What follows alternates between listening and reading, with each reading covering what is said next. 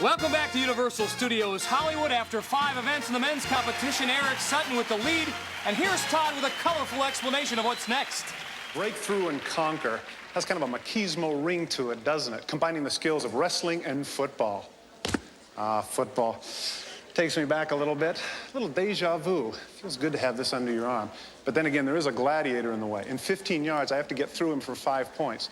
Now, I'm thinking that most people are kind of going to lower their shoulder and do kind of the Larry Zonka thing, but me, I got the sweet feet. So I do a little of this stuff. Oh, too bad. And then I go for the score. And if you have the time, and if you're excited, you got to do it. Icky! Yeah. But you can't celebrate for too long a time because then you have to get to the wrestling part of it. Within this 14-foot diameter mat, you have to take out the gladiator. Push, pull. Get any piece of his body out in 10 seconds. Yes! And once again, it's successful. And kind of a Cabbage Patch kind of thing. Yeah. Because if you're able to get through those gladiators and score those 10 points, then you have really broken through and conquered. And I'll tell you what, Todd, if the fans don't have a better understanding of what this event is all about after that explanation, well, that's their problem. J.C. Love Jordan is up first. He'll try to do a Nicky Shuffle past Gemini in the breakthrough portion of this event. Right, and then it's on to Nitro in the Conquer ring. Ready? J.C. with that bad wing dips low. Gemini just got enough of his body to take part of him out of bounds. Right there you can see he gets the ball over the goal line, but his foot slides out of bounds. It's a good call by Bob McElwee. Now in the Conquer portion, we know how Nitro loves this event, and he's very tough. And the left shoulder of J.C. Love Jordan has to be bothering him. He's not even anxious to get back in there and give it a shot. Time's up. Nitro did a great job, and so J.C. Love Jordan will be shut out in this event. With that bad shoulder, J.C. powerless to do anything against Nitro, and that is very evident in this replay as Nitro just shoves him out of bounds with the greatest of ease. Now it's Eric Sutton's turn. Ready? Eric in the past has tried to hurdle over the gladiators. This time he tries to go straight through Gemini. Not a good idea. That wouldn't have been my choice either, Mike, but strangely enough, he had him right around the 2-yard line, but he ran out of steam. Gemini just too strong, pushes him back. Last chance for some points here. He's got 10 seconds to knock any part of Nitro's body outside of the ring. This is not going to happen here. You know, Mike, this is not a Greco-Roman event. I'm surprised that nobody's trying to go for the legs. Neither of them was terribly effective here, and as a result, they get shut out. And here's a graphic illustration of how not to attack Nitro. You got to go low, else you have no chance. Gemini, you know, it was awfully close there in those 2 running backs. You know, the first was a little juke, but you got him out of bounds. And the second one, he tried to run you over, and right at the last minute, you're able to come through. Must feel terrific. Yeah, it does. The first guy, I knew he was quick, and I knew he was going to try to make a move, so I waited just a tad bit too long, and it made it a lot closer than what it should have been. Our fans want to see impact. I didn't give it to him on the first one, so the second one, I was going to use impact to be the stopper. All right. You didn't cheat anybody, partner. Now, Nitro. I got to tell you, Nitro, it appears to me, we talked about that was your house. I checked over there, and it appeared that the no trespassing sign's still up. They say those who win all the time don't have many friends. I don't care about friends. All I want to do is win for these people here and for the American Gladiators. You heard it here. Well, the Gladiators have been true to their word. They have shut out J.C. and Eric for the last 3 events. The score still remains the same.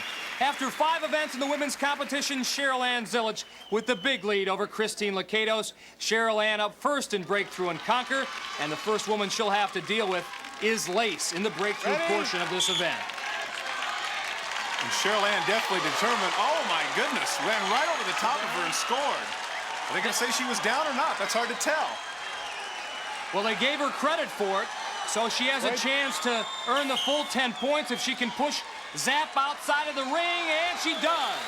And she did something that I wouldn't have advised, Mike. The fact of the matter is I think that she should have gone low, but let's give her credit. She has some great upper body strength. She matched Zap pectoral for pectoral.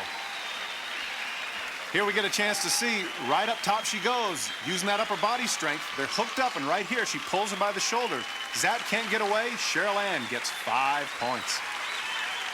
Well, they're still checking the tape to see if you were indeed brought down by Lace, Cheryl Ann, but you got to give this woman some credit here. She put her body in front of you and did a James Taylor. I'm a steamroller, baby. She's got a lot of guts, I'll tell you, because I know I got weight on her. I just want to hope I didn't hurt anything. I didn't hurt myself. Did I hurt you? Lace, when you signed the release to become a gladiator, was there a part about psychological profile in there? I mean, why are you doing that? I've been asking myself the same question this afternoon, but I guess it's mainly just to be here, to win, and to have a good time. Well, let me check for a second. Yep, no cobwebs. You're all right. Well done. Wow. No cobwebs, just a slight concussion. Now she has to do it again against Christine Lacatose, who now has her work cut out for her after Cheryl Ann accrues 10 points. But look at those eyes. She's ready. Once again, it's a case of power versus guts. Let's see which wins out. Lacato's trying a few moves this time, and Lace going to the head, going to the hair. What's going to happen? Is she going to get it in? Oh, she does it. How dramatic. Oh, what a spike. Terrific. She must have been watching the beginning of the event, learning how to spike. That was terrific. She goes over and says, gee, I'm really sorry about that. Hope everything's okay. But look at this. How many times do you see this on a football field? Don't you pull my hair. Oh, you're messing with my coif. How am I going to score? Going at it, but her knee never does hit the ground. Oh, look at her drag Lace. Into the end zone she goes, 5 points. Now wrestling's going to be a different story. Who can get the lowest? That's not what it's about.